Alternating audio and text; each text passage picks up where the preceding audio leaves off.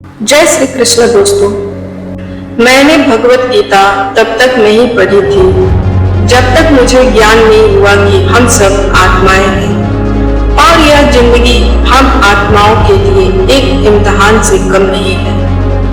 अपने अंदर से अपने सबसे अच्छे रूप को बाहर निकालने का और भगवत गीता इस इम्तिहान को पास करने के लिए एक अहम किताब है। भगवत गीता के 18 अध्याय हैं और यह संस्कृत में स्वयं भगवान द्वारा दी गई थी। समय के साथ संस्कृत भाषा रोजमर्रा की जिंदगी से निकल गई और यह ज्ञान मनुष्य से दूर हो गया। समय समय पर भगवत गीता को साधारण अक्षरों में अनुवाद किया गया।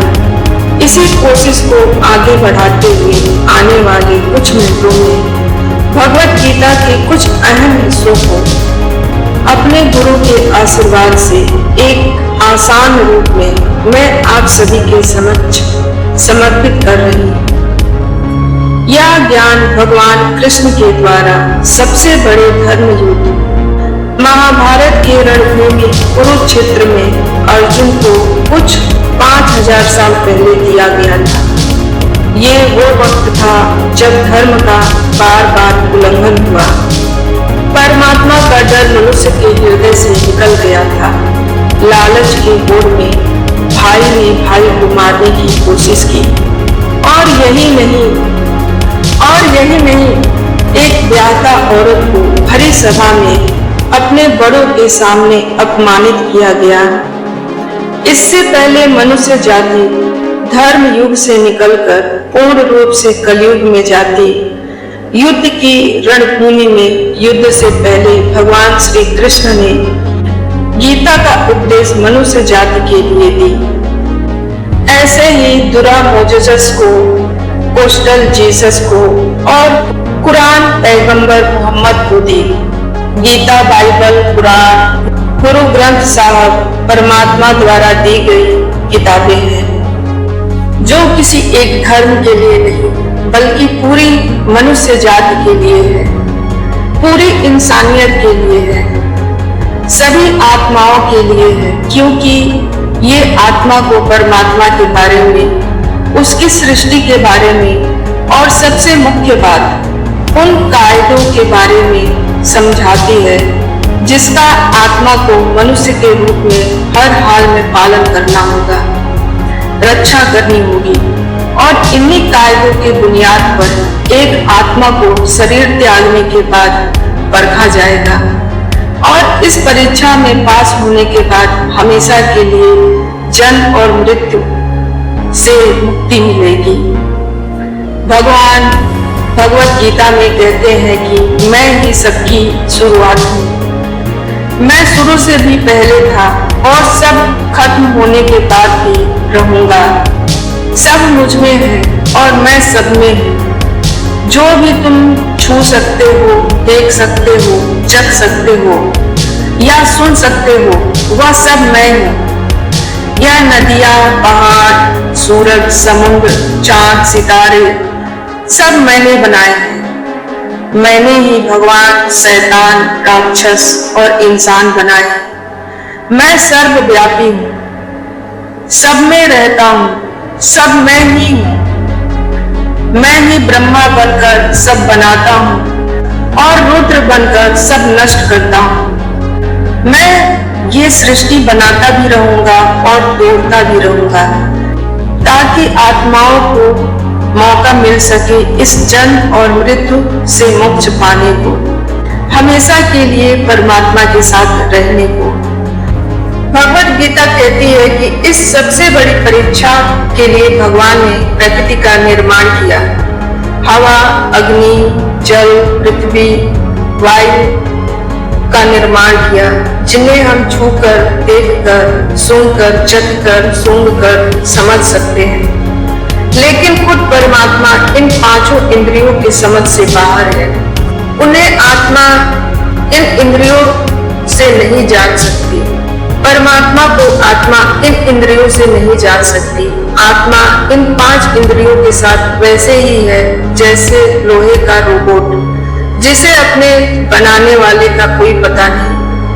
अर्जुन को भी परमात्मा का विराट रूप देखने के लिए भगवान कृष्ण ने दिव्य नेत्र दिए।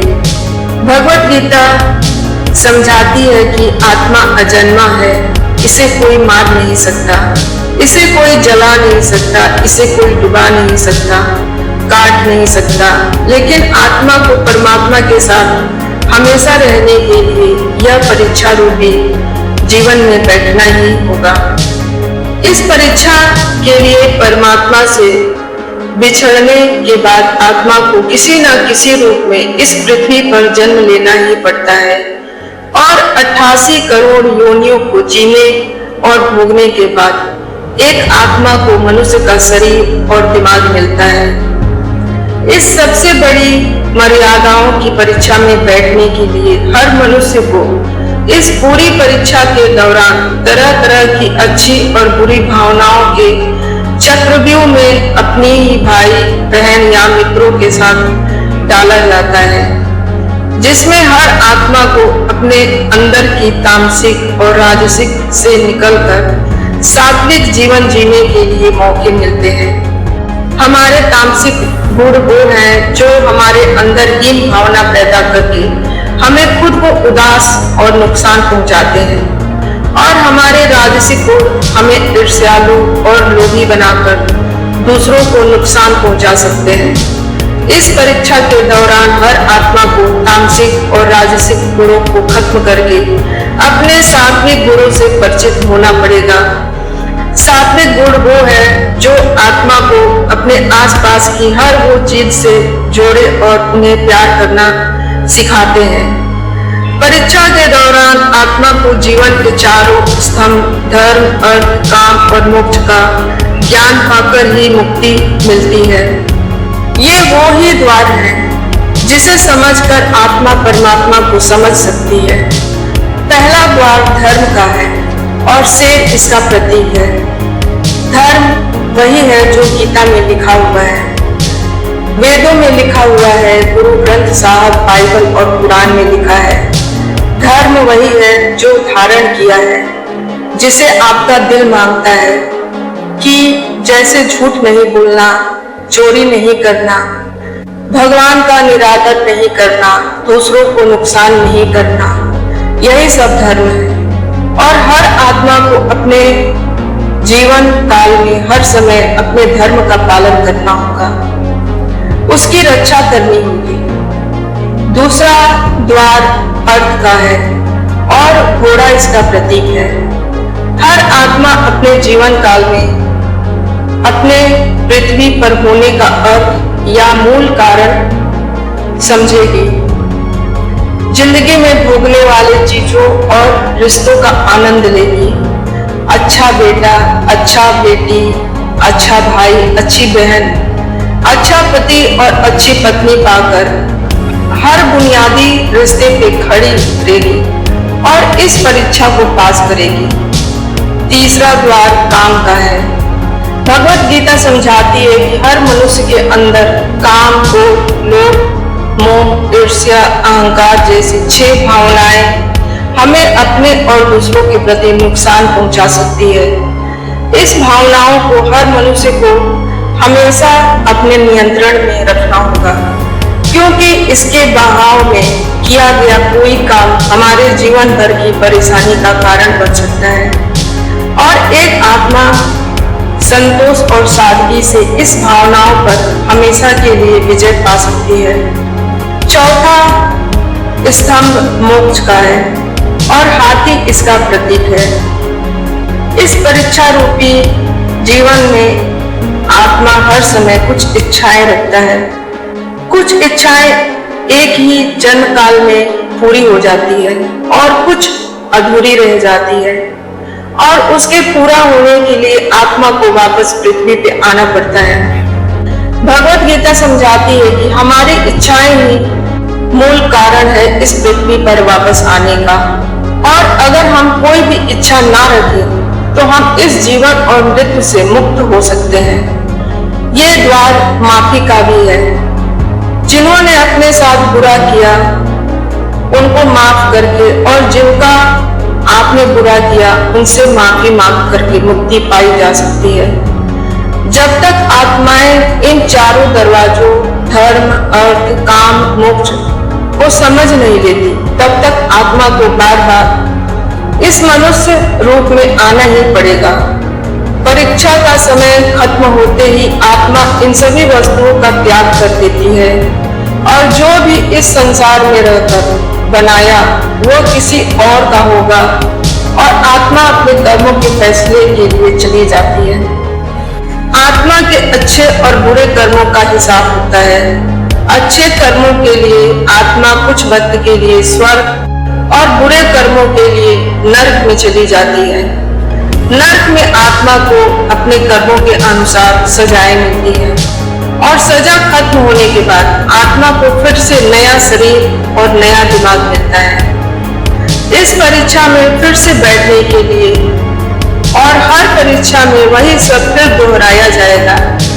जिंदगी के 4 स्तंभ धर्म, अर्थ, काम और मोक्ष को समझने के लिए हर जन्म में अपने कई जन्मों के हिसाब से हर आत्मा को कभी अच्छे और कभी बुरे हालातों से जाना पड़ता है।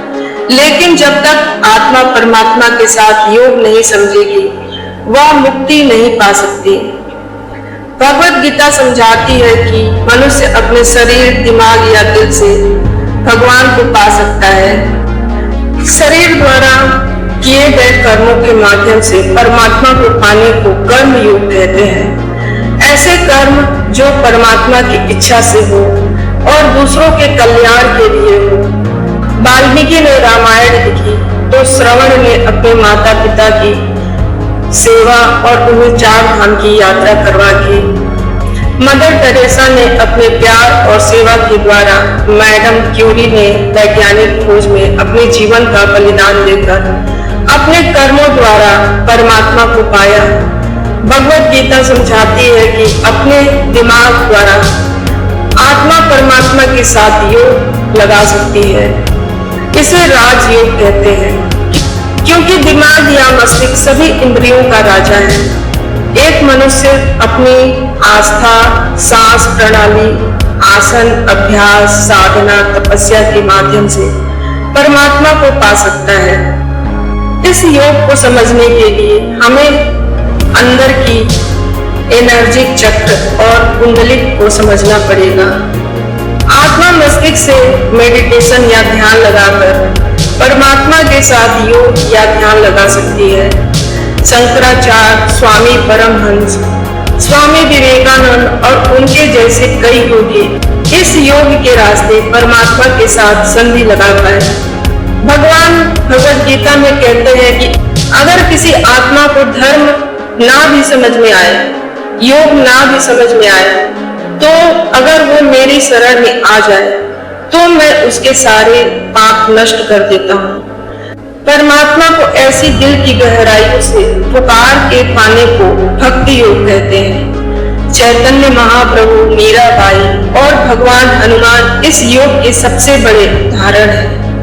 लेकिन कभी आत्मा अपने होने का मूल कारण भूलकर धर्म का उल्लंघन करे या पाप के रास्ते पर निकल जाए तो उसे ठीक करने के लिए परमात्मा खुद किसी रूप में पृथ्वी पर जन्म लेते हैं। आइए श्रीमद् भगवत गीता, गुरु ग्रंथ साहिब, तुरा, बाइबल, कुरान या ऐसी किसी भी किताब को पूरा पढ़कर इस जिंदगी के असली मायने समझें और परमात्मा के साथ योग लगाएं। अगर आपको यह वीडियो पसंद आया हो तो इसे शेयर जरूर करें ताकि सब आत्माएं अपने यहाँ होने का मूल रूप समझ सकें और इस जन्म और मृत्यु से मुक्ति पा सकें और परमात्मा के साथ रह सकें। धन्यवाद। जय श्री कृष्ण, जय श्री राम।